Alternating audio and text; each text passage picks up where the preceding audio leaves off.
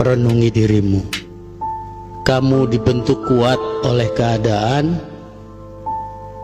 dan dipaksa ikhlas oleh kenyataan. Karena itu, pandai-pandailah menjaga hati dan perasaanmu.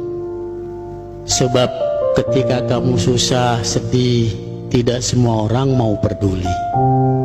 Saat ini, bahkan kamu tidak tahu kamu sedang bertahan atau menunggu waktu menyerah. Mau maju terus ke depan jalan buntu, mau muter balik tapi sudah terlanjur berjalan jauh. Rasamu sekosong ini, bahagia enggak, sedih juga enggak.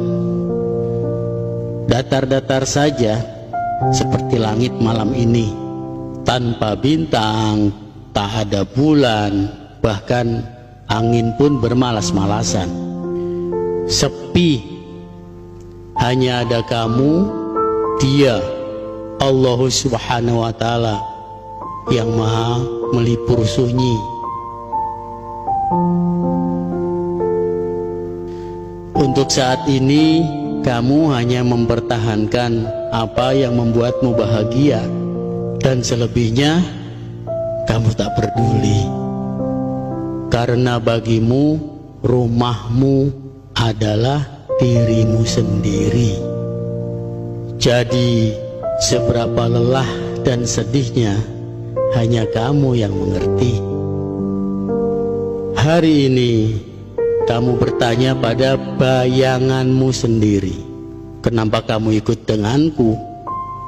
Dia pun tertawa dan menjawab, siapa lagi yang kamu punya selain aku? Hatimu terlatih untuk menerima kenyataan, karena ada banyak hal yang hanya bisa diterima tapi tidak bisa diubah.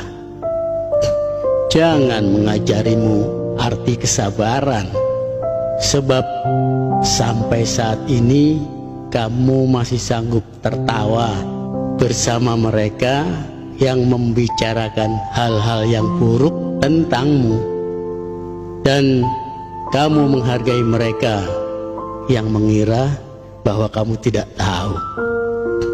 Makanya banyak yang bergidik ngeri melihat karakter diammu, sebab mereka yakin seseorang yang terlihat sangat tenang dalam situasi apapun adalah orang dengan jam terbang yang tinggi dalam hal derita dan air mata.